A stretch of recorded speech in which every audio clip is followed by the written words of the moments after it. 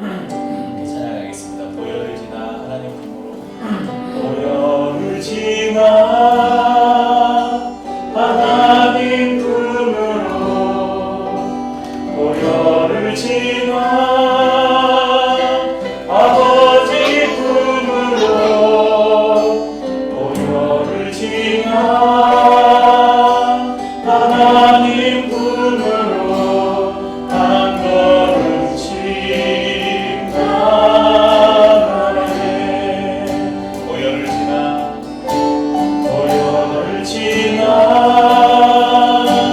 하나님 품으로 보혈을 지나 아버지 품으로 보혈을 지나 하나님 품으로 한 걸음씩 나가네. 존귀한 주 보혈이 존귀한 주 보혈이 내 영을 새롭게 하시네. 존귀한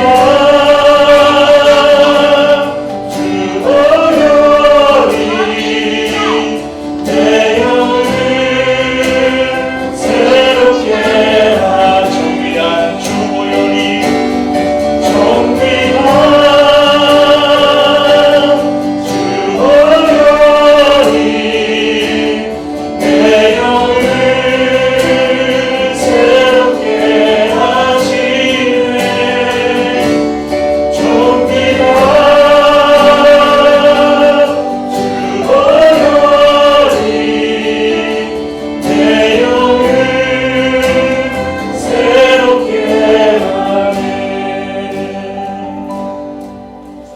오늘 이 자리에 있는 모든 성도님들 서로를 바라보시고 서로를 생각하시면서 이 노래로 서로 축복했으면 좋겠습니다. 감사해요 깨닫지 못했었는데 내가 얼마나 소중한 존재라는 것 애초부터 지금까지 하나님의 사랑은 항상 날 향하고 있었다는 것 고마워요. 그 사랑을 나를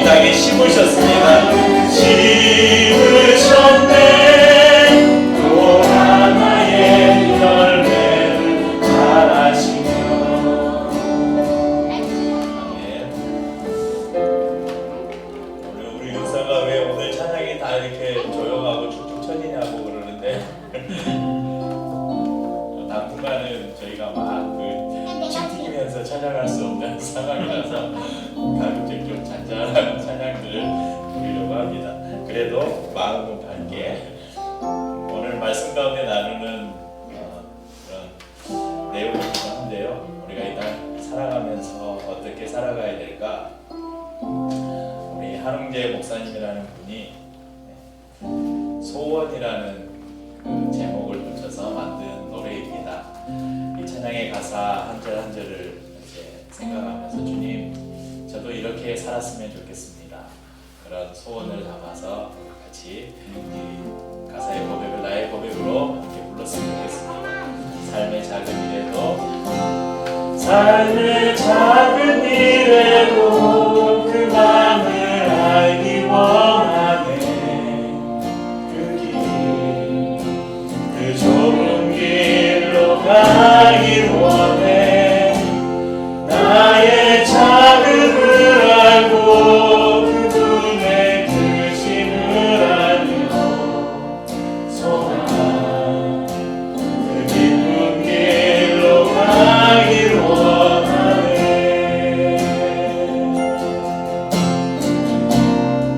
저 높이 솟은 산이 되기보다 저 높이 솟은 산이 되기보다 여기 오름직한 동산이 되길. 내가 가는 길만 비추기보다는 누군가의 길을 비춰준다면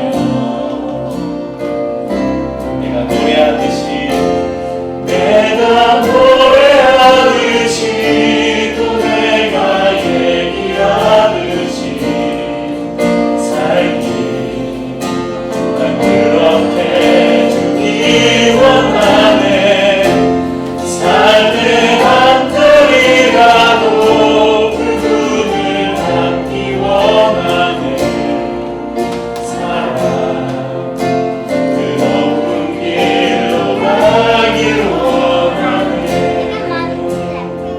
한 번 더 고백할까요? 삶의 작은 일에도 삶의 작은 일에도 그 마음을 알기 원하네. 그 좁은 길로 가길 원해. 나의 작음을 알고 그분의 크심을 알며 소망 그 기쁜 길로 가길 원하네. 저 높이 솟은 산이 되기보다 저 높이 솟은 산이 되기보다 이 누구나 오름직한 동산이 되길. 내 가는 길만 비추기보다는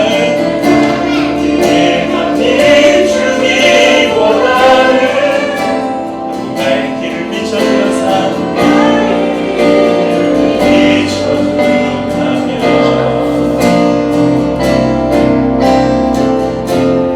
내가 노래하듯이 또 내가 얘기하듯이 살기 난 그렇게 주기 원하네.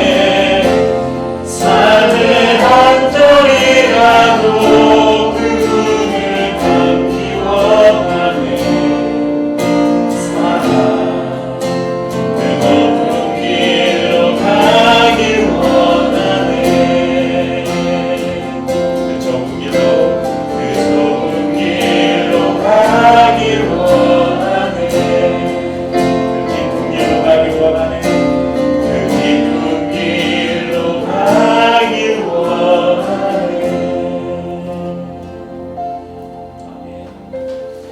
네, 오순절 후 25번째 주일인 오늘은 교회를 겠다는 성서정과 서신서 말씀 히브리서 원래 18절, 11절에서 18절까지인데요. 저희는 오늘 25절까지 말씀을 통해서 하나님의 은혜를 나누려고 합니다. 뒤에도 11절은 이렇게 시작합니다. 제사장마다 매일 서서 섬기며 자주 같은 제사를 드리되 이 제사는 언제나 죄를 없게 하지 못하거니와. 여기 10장 1절의 말씀을 다시 한번 반복하는 그런 말씀인데요. 특별히 오늘 이 말씀에서 본문 중에서 우리가 읽지는 않았지만 17절 말씀을 좀 같이 읽어보려고 합니다. 우리 10장 17절 말씀 찾아서 우리 한 목소리로 한번 읽어보겠습니다. 읽겠습니다. 또 그들의 죄와 그들의 불법을 내가 다시 기억하지 아니하리라 하셨으니. 그들의 죄와 불법을 다시 기억하지 아니하겠다. 하나님의 속성 중에는 인간에게는 없는 그것을 비공유적 속성이라고 하는데, 하나님이 가진 속성 중에 사람들에게도 나눠주신 속성이 있어요. 그것을 공유적 속성이라고 하고, 인간에게는, 사람에게는 없지만 하나님에게만 있는 속성이 있는데 그것을 비공유적 속성이라고 합니다. 그 속성 중에는 전지, 모든 것을 아시는, 우리는 모든 것을 다 알 수 없잖아요. 그래 하나님은 모든 것을 아신다. 전지, 전능. 그래서 전지전능, 그리고 무소부재, 어디에나 계시는 하나님, 없는 곳이 없으신 하나님, 이것을 비공유적 속성이라고 하는데요. 하나님은 모든 것을 아시는 분이십니다. 그래서 우리가 전지하신 하나님, 그렇게 이야기하죠. 그래도 오늘 하나님께서는 스스로 기억상실을 하시겠다 이렇게 말씀합니다. 무엇을 기억하지 않으시겠다 말씀하냐면 바로 우리의 죄와 불법을 기억하지 않으시겠다고 말씀하십니다. 왜 하나님께서 우리의 죄를 잊어버리겠다고 하시는가? 그 이유가 무엇일까요? 12절은 이렇게 이야기합니다. 오직 그리스도는 죄를 위하여 한 영원한 제사를 드리시고 하나님 우편에 앉으사. 14절에는 계속해서 말씀합니다. 그가 거룩하게 된 자들을 한 번의 제사로 영원히 온전하게 하셨느니라.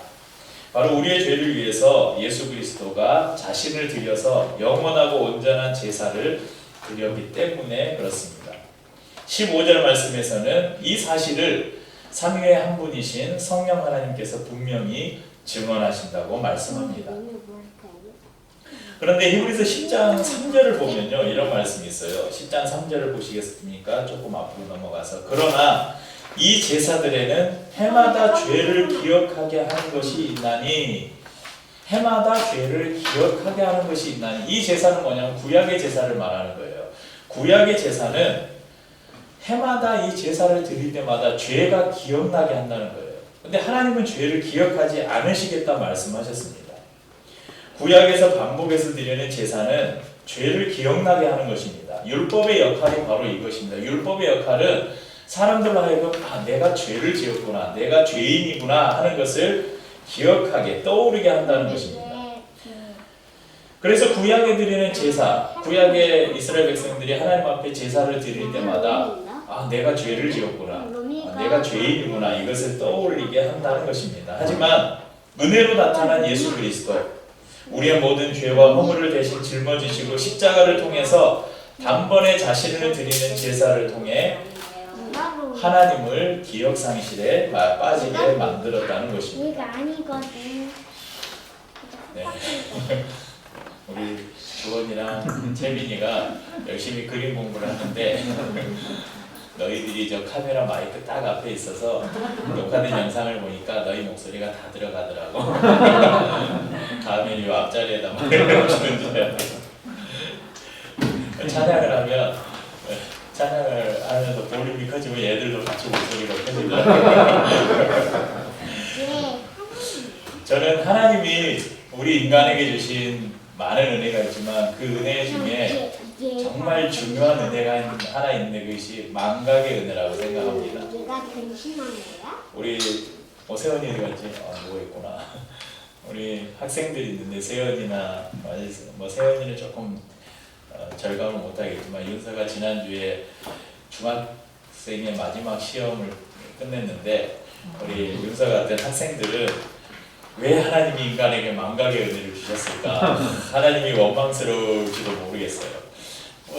공부했는데 한 번 외운 거, 전혀 보지 않았던 것이 생각나지 않는다면 그건 한 번도 안 본 것을 하나님 왜 생각나게 안 해주시나요? 하면 도둑놈이겠지만 열심히 공부했어요. 근데 그 공부한 것들이 한 번 딱 봤던 것들이 잊어버리지 않고 다 생각하면 얼마나 좋겠어요. 그러면 열심히 공부한 사람은 아마 다 100점 맞겠죠. 그런데 하나님 우리에게 망각의 은혜를 주셨어요. 그래서 아무리 외워도 까먹어요.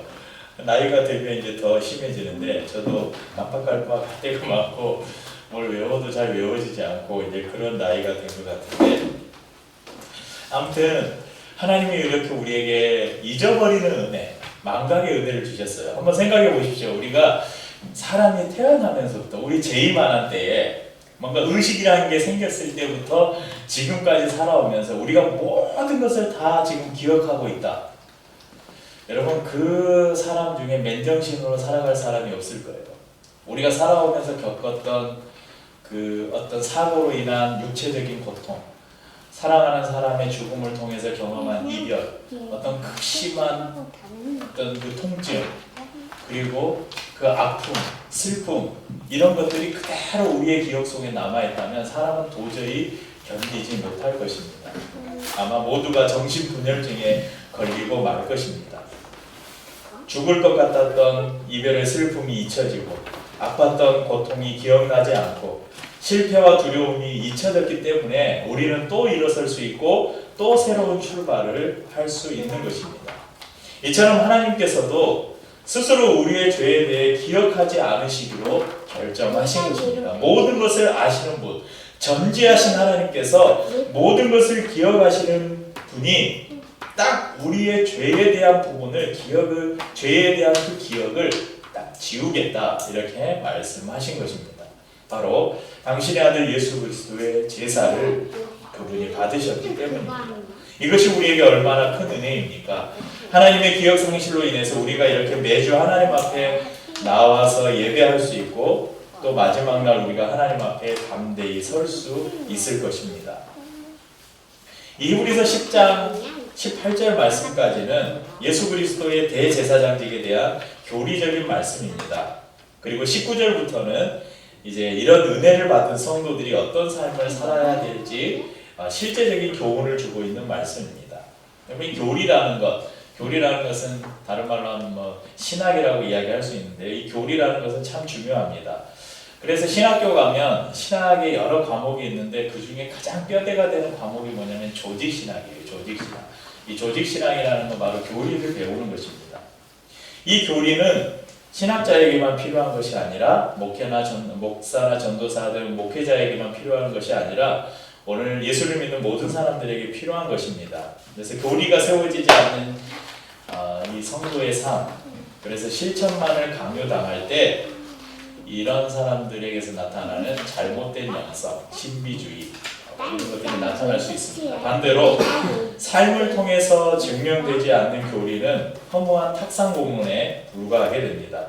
실천 없는 교리 싸움으로 인해서 지금까지 한국교회에 얼마나 많은 교단들이 생겨나고 또 교리를 가지고 기독교를 공격하는 많은 이단과 사이비들이 나타나게 됐는지 모릅니다.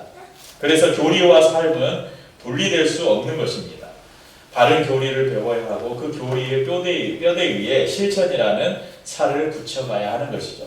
그래서 우리가 지금 18절까지의 말씀, 우리가 이전에 계속해서 살핀 히브리서 말씀을 통해서 핵심이 그거였어요. 우리에게는 큰 대제사장이 있다. 그분이 누구냐? 예수 그리스도시다. 그분이 십자가에서 자신을 드려서 온전한 제사를 완성하셔서 구약의 모든 반복에서 드리는 제사가 이제 우리에게는 더 이상 필요 없게 됐다. 이제 예수 그리스도를 통해서 우리는 누구나 언제든지 그 자신의 육체인 이 휘장, 성전의 휘장이 갈라지듯이 예수님 자신의 육체를 찢으심으로 우리가 예수 그리스도를 통해서 누구든지 이제 하나님 앞에 나아갈 수 있는 새롭고 산 길을 열어주셨다. 이것이 지금까지 우리가 배운 교리예요. 근데 이것만 가지고 있으면 안 된다는 거예요. 이 교리를 가지고 우리가 앞으로 어떤 삶을 살아야 되는가, 이것이 균형이 이루어져야 한다는 것입니다. 그래서 19절 이후부터는 이제 그런 교리를 가진, 그런 믿음을 가진 우리가 성도들이 어떤 삶을 살아가야 되는가, 그것을 우리에게 말씀해주고 있습니다. 제가 성막 모형을 좀 가지고 여기다 내놓는다고 하는 게 깜빡 잊어버렸네요. 저희가 예전에 성막 모형을 이렇게 만든 적이 있는데 이 성막에 보면 이제 울타리가 있고 그 안에 성소가 있습니다. 그리고 성소 안에는 성소와 지성소를 이렇게 가르고 있는 천이 하나 있어요. 그것을 휘장이라고 합니다. 그리고 그 휘장 안에를 지성소라고 하는데 지성소라는 것은 성소의 끝 지자를 써서 성소의 가장 마지막 부분 지성소 안에는 하나님의 법궤가 있죠. 이 법궤는 하나님의 임재를 상징하는 곳입니다. 누구든 지성소로 들어가려면 반드시 이 휘장을 통과해야 됩니다. 그렇지만 그마저도 아무나 들어갈 수 없고 대제사장만이 1년에 한 번 대속죄일에 들어갈 수 있었습니다. 예수님이 십자가에서 운명하시면서 구원의 역사를 완성하시는 순간 성전 안에 있던 성소 휘장이 위에서 아래로 쫙 찢어졌습니다. 그것은 너무 두꺼운 천이고 인간이 도저히 사람의 힘으로는 도구를 써서도 잘 찢을 수 없는 그런 천이었어요. 그런데 그것이 쫙 찢어집니다. 그리고 그 휘장을 누가 대신했냐? 예수님께서 대신하셨다는 것입니다. 히브리서 10장 20절은 그래서 우리에게 이렇게 말씀합니다. 우리에게 그 길은 우리를 위하여 휘장 가운데로 열어놓으신 새로운 살 길이요 휘장은 곧 그의 육체니라. 조금 이따 예배 마치면 한 번씩 보시기 바랍니다. 안에 휘장이 어떻게 생겼는지. 예수님께서 지성소로 가는 새로운 길을 여셨고 지성소로 들어가기 위해 반드시 거쳐가야 했던 휘장이 바로 예수님의 육체라고 말씀하시므로 이제 휘장을 넘어서가 아니라 예수 그리스도를 통해서 우리가 하나님 앞에 나아갈 수 있습니다. 우리 모두는 비록 연약한 존재이고 순간순간 죄를 지을 수밖에 없는 존재들이지만 이제 예수 그리스도의 피가 우리의 마음에 뿌려짐으로 우리는 담대히 하나님 앞에 나아갈 수 있게 된 것입니다. 이제 예수 그리스도를 통해서 하나님의 은혜의 보좌 앞에 머물기를 원하는 우리 성도들에게 몇 가지 권면을 주고 있습니다. 그래서 그 권면의 마지막을 저는 오늘 저희가 읽은 본문의 마지막 절인 25절 끝부분이 이렇게 맞춰집니다. 25절 보면 더욱 그리하자 이런 말씀이 있죠. 그래서 오늘 말씀의 제목도 더욱 그리하자라고 그렇게 정했습니다. 그래서 제가 오늘 우리가 함께 실천하기를 원하는 5가지를 말씀드릴 텐데 그 한 가지를 말씀드릴 때마다 우리 성도님들이 더욱 그리하십시다 이렇게 좀 화답을 해주셨으면 좋겠습니다. 한번 해볼까요? 첫째, 우리는 하나님께 나아가야 합니다. 더욱 그리합시다. 좋습니다. 더욱 그리합시다 이렇게 해주시죠. 이제 다음 둘째, 셋째 쭉 나오니까 히브리서 10장 22절에 보면 참 마음과 온전한 믿음으로 하나님께 나아가자. 그리합시다. 이건 아니고 나중에 첫째, 둘째, 셋째 이거 할 때요. 하나님께 나아가되 참 마음과 온전한 믿음으로 나아가자 이렇게 이야기합니다. 참 마음은 억지로나 잘못된 동기를 가지고 하나님께 나아가는 것이 아니라 순수하고 온전하고 신실한 마음으로 나아가는 것입니다. 우리가 하나님 앞에 나오는 것, 우리가 예배에 나아가는 것도 될 수 있고요.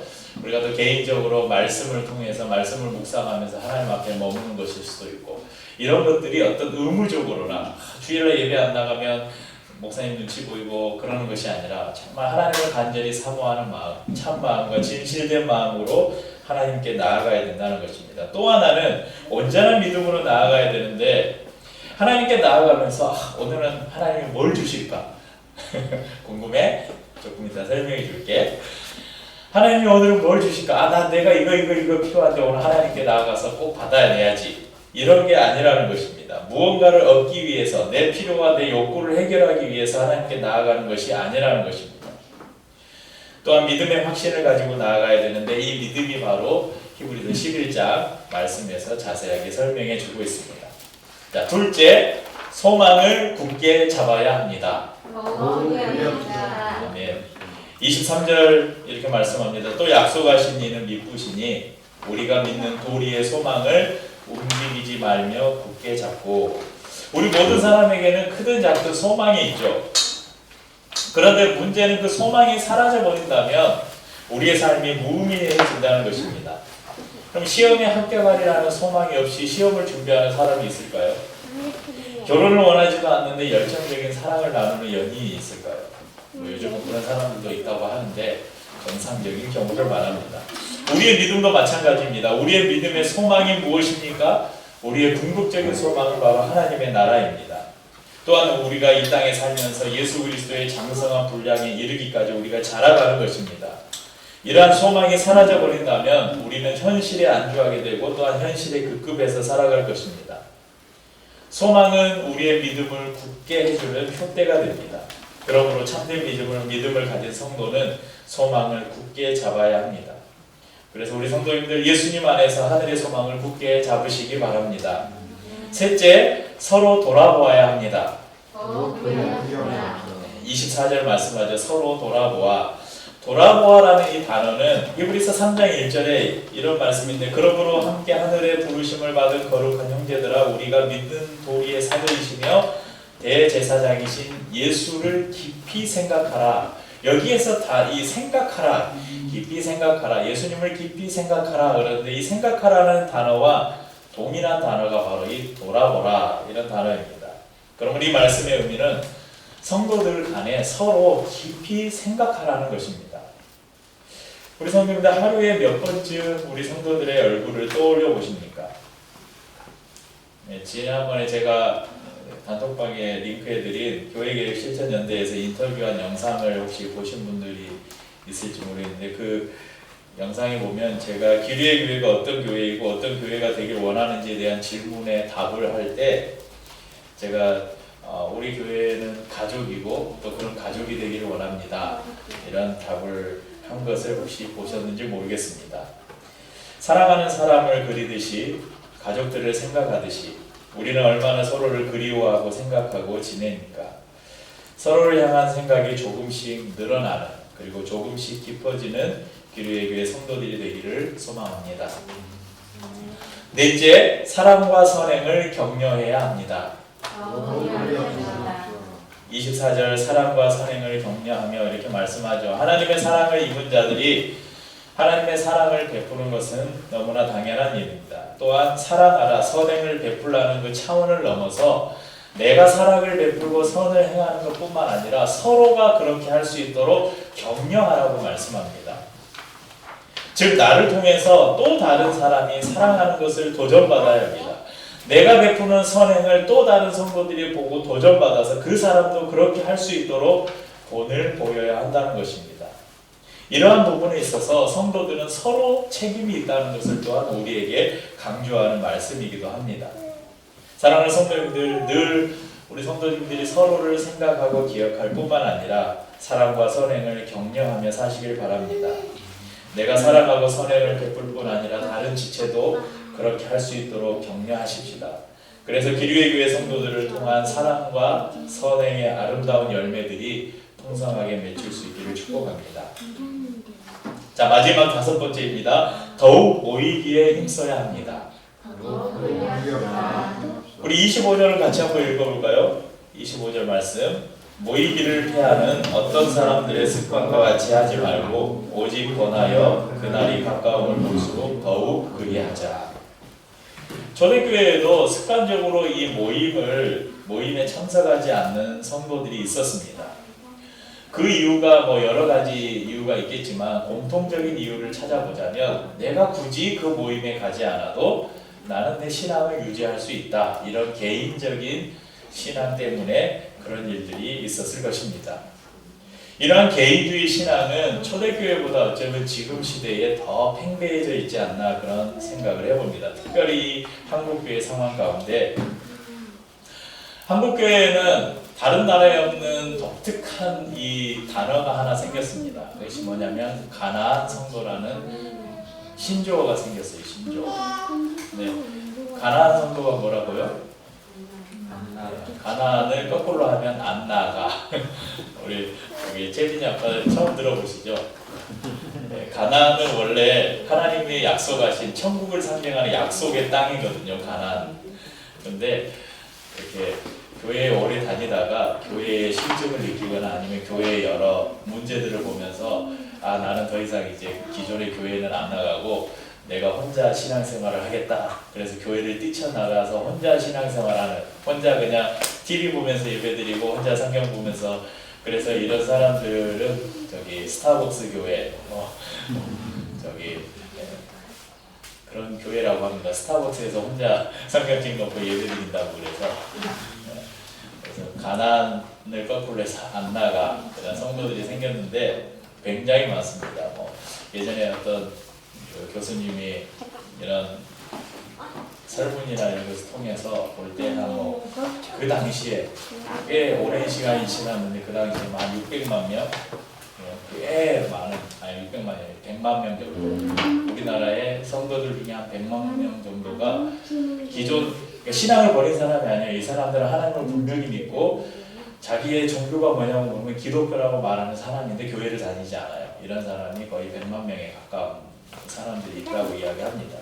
그러니까 이 사람들이 왜 교회를 안 나가냐? 물론 한국 교회 안에 그동안 너무나 많은 문제가 있었어요. 교회가 썩을 대로 썩었고 부패할 대로 부패했고 교회의 본질과 건강성을 다 잃어버렸기 때문에 저도 한때는 청년들에게 교회를 뛰쳐나가라. 책 중에 그런 책을 소개하면서 닭장 교회를 벗어나라. 막 이런 책들을 추천하면서 문제 있는 교회를 뛰쳐나가는 거예요. 그리고 건강한 교회를 찾으라고 그런 말을 했는데 참 이제 제가 목회를 해보니까 건강한 교회를 찾는 것도 쉽지 않고 그러니까 이렇게 해서 교회를 나간 많은 사람들 그 사람들의 상황들을 또 10분 이해도 하지만 또 그 사람들 마음 안에 잘못된 마음 하나가 있다면 그게 뭐냐면 혼자서도 신앙을 유지할 수 있다고 생각하는 거예요. 그러니까 내가 이 교회 안에서 여러 가지 문제들을 보고 그것을 개혁하기 위해서 나름 노력했는데 그게 안 된다. 그러면 교회를 뛰쳐나가야 돼요. 그런데 나가서 혼자 신앙생활을 하는 게 아니라 또 다른 내가 몸담을 수 있는 교회들을 계속해서 찾아야 된다는 것입니다. 하나님은 그리스도인들이 독립된 그리고 독자적인 존재로 살도록 계획하지 않으셨어요. 교회라는 것은 절대 혼자서 존재할 수 없는 것입니다. 성도는 서로를 필요로 하고 서로 사랑하고 격려하는 존재로 하나님께서 만드셨고 교회를 그런 모임으로 만드셨다는 것입니다. 성경은 분명 이 세상에 심지어 교회 안에도 모이기를 피하는 많은 무리들이 있다는 것을 상기시킵니다. 교회가 없어도 굳이 교회를 가지 않아도 성도들과의 관계 때문에 내가 불필요한 에너지를 쏟지 않아도 충분히 나는 하나님과의 관계를 유지할 수 있다. 얼마든지 내 신앙을 유지하고 발전시킬 수 있다라고 유혹하는 많은 사단의 유혹이 있다는 것입니다. 그런데 이 마음속에 그런 생각이 든다면 이건 분명히 사단의 음성이에요. 하나님은 홀로 계신 분이 아니시죠. 하나님도 성부, 성자, 성령 삼위로 계시는 하나님이세요. 하나님은 절대 사람이 혼자 있는 것을 기뻐하지 않으셔요. 그래서 아담을 만드신 후에 하나님이 혼자 있는 게 너무 쓸쓸하고 외로워 보이고 왜냐하면 하나님이 홀로 있는 존재가 아니거든요. 그래서 하나님이 하와를 만드셨잖아요. 그리고 하와를 통해서 가정이라는 공동체로 하나가셨죠. 교회도 마찬가지입니다. 두세 사람이 모이고 하나님이 우리와 함께 하시는데 특별히 물론 개인의 성도들 가운데 성령을 통해서 거하시지만 하나님이 특별히 은혜를 부어주시고 함께하는 곳은 분명히 두세 사람이 모인 곳에 내가 너희와 함께하겠다고 말씀하셨어요. 제가 예전에 그 대학생 때 사형예라는 책자를 가지고 전도를 할 때 사형예는 그런 이제 교회에 대한 비유를 예수님을 믿었으면 이제 교회에 나가십시오 할 때 항상 이제 비유로 쓰는 게 있는데 제가 캠핑을 가끔 가는데 장작 불멍하잖아요. 불멍 장작불을 이렇게 피워놓으면 그 중에서 장작개비 하나를 이렇게 딱 꺼내서 옆에다 놓으면 어떻게 돼요? 활활 타오르던 이 장작이 하나만 딱 꺼내놓으면 금방 꺼져버려요. 그래서 이제 교회에 많이 비유해서 이야기를 했었습니다. 그러니까 성도들의 신앙도 서로 모여서 같이 하나님을 예배하고 서로를 격려하고 사랑과 사랑을 서로 격려하며 서로를 축복하고 생각하며 신앙생활을 해야 서로의 신앙이 더 뜨겁게 불타오른다는 것입니다. 혼자 딱 떨어지면 금방 신앙이 사그러져 버린다는 것을 비유로 말씀하는 것이죠. 주님은 말씀하십니다. 모이기를 피하는 자들, 그것이 습관이 된 자들과 같이 하지 말라. 저희는 일주일에 한 번밖에 안 모입니다. 그렇기 때문에 일주일에 한 번 모이는 이 주일 공동체 예배가 저희에게는 참 소중합니다. 지금은 코로나로 인해서 다른 모임이 어렵지만 이제 코로나가 안정되고 또 저희들의 모임이 다양해진다면 우리 성도님들 더욱더 모이기에 힘쓰셨으면 좋겠습니다. 우리가 함께 모여서 드리는 예배뿐만 아니라 때로 우리가 함께 모여서 소풍을 가고 여행을 가고 또 성경 공부도 하고 또 같이 기도회도 하고 이런 모임들이 생길 때 그런 모임 하나하나를 우리 성도님들이 소중하게 여기고 어떻게 해서든 참여하라고 애쓰는 성도님들이 될 수 있기를 축복합니다. 혹시 여러분의 주위에 아이 뭐 가려고 그래 안 가도 돼 교회 간다고 하니까 그거 그냥 집에서 인터넷으로 드려 아니면 뭐 그냥 괜찮아 안 가도 돼 이런 옆에서 이야기하는 사람이 있으면 이렇게 이야기해 주십시오. 사단아 물러가라. 주님은 분명히 다시 오십니다. 그리고 그날이 점점 가까워 오고 있습니다. 그래서 오늘 말씀에 그날이 가까움을 볼수록 더욱 그리하자 이렇게 우리에게 말씀하는 것입니다. 우리 하나님께 더 가까이 나아가고 소망을 더 굳게 붙잡고 서로를 더 생각하고 사랑과 선행을 서로 격려하며 더욱 모이기에 힘쓰는 우리 성도님들 될 수 있기를 바랍니다. 더욱 그리하시길 바랍니다. 우리 세상을 살아가는 동안에 나의 힘을 의지할 수 없으니 기도하고 낙심하지 말 것을 주께서 참 소망이 되심이라. 하나님의 꿈이 나의 비전이 되고 예수님의 성품이 나의 인격이 되고 성령님의 능력이 나의 능력이 되길 원하고 바라고 기도합니다. 주의 길을 걸어가는 동안에 세상에 거두지할 수 없으니 감사하고 낙심하지 말 것을 주께서 참 기쁨이 되심이라. 하나님의 꿈이 나의